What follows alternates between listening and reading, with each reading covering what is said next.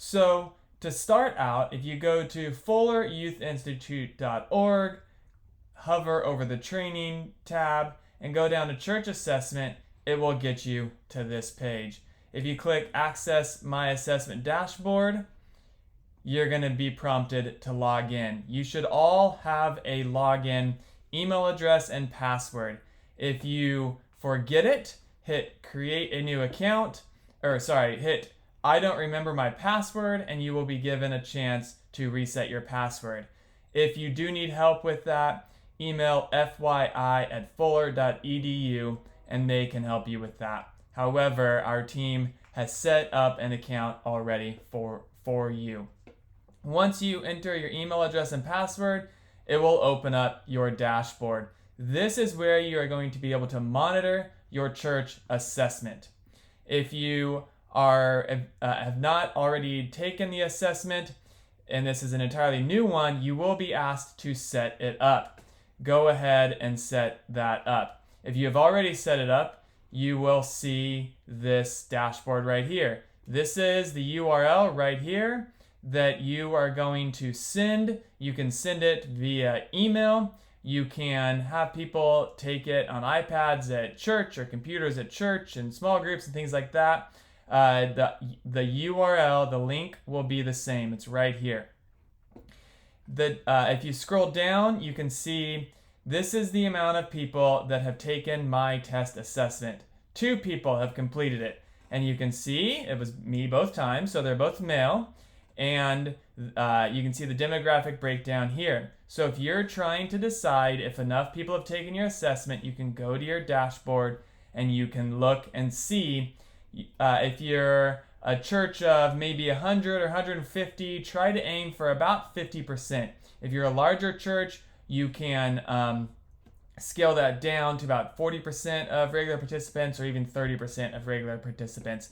You want a healthy amount of people to take it. If you have questions about that, please ask your coach or consultant. Down here at the bottom of this page is an essential participants roster. This is really important. You only use this if you want to track certain people and make sure that they take it. You can also just ask them, did you take it? And they can tell you yes or no. But if you have a larger church and you want to use this, it might be helpful. If you have a smaller church, I wouldn't worry about it. You can add essential participants. Down here, you put in their email address. They have to use the exact same email address when they complete the assessment.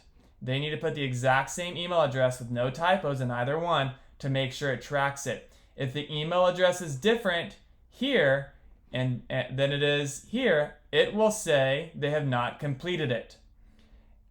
That's okay. If they said they completed it, trust them. They will. They are right. It's just there's a typo somewhere. They used a different email address. That's okay.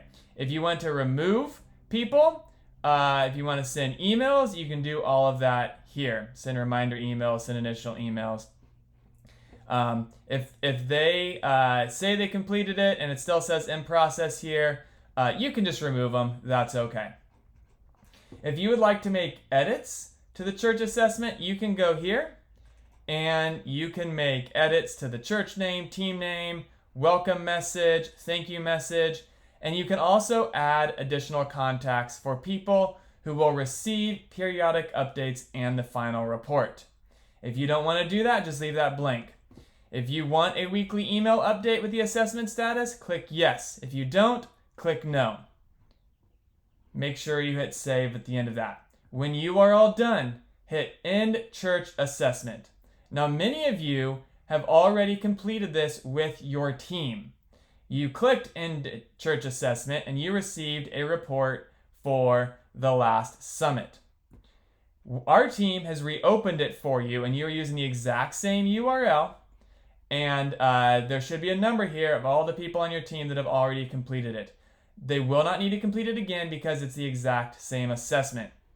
So when you are done administering this to your church, you will need to click End Church Assessment again, and you will get a different report but now for your entire church. So instead of saying maybe 7 or 8 down here, it will say 50 or 60 or 70 or however many people took the assessment. When you click on the URL or you send this out to people in an email, a church newsletter, or even made it available at a computer or tablet in a church or small group setting, this is the beginning of the test. They will be asked to enter an email address. The only point of this email address is to help track the essential participants. We do not have access to this email address at thefoleyouth.org. We cannot give you access to these email addresses if you want to know who took it. Nobody has access to this. The only thing it's used for is essential participants, tracking those. For people who don't have an email address, you can make one up because it doesn't matter. It's not used for anything. Sometimes people wonder if they took it, they don't remember. And so if they use the same email address, they also won't be able to take it twice. But for people that don't have an email address, you can just put test at church.org. Just a completely made up email, and then click next. And then you can start to take this. It takes about 10 minutes to work your way through this. There are 60 or so questions, and then when you can track through here, and then you are done. That participant is done, and then once they complete it, this number will continue to go up. Once you hit the full amount of people you want to take it, click End Church Assessment. Your report will be here. It will also be in your email. There's also a toolkit. I would highly recommend going here. You can watch the instructions video, which are much more detail than I just showed you. You can read assessment and setup instructions here. There are a guide for sharing your results, team discussion guide and worksheets, and then bulletin insert slides and videos. You can also email our team at fyi@fuller.edu, but please check out these directions before you reach out to our team. If you have any questions after that, again, fyi@fuller.edu.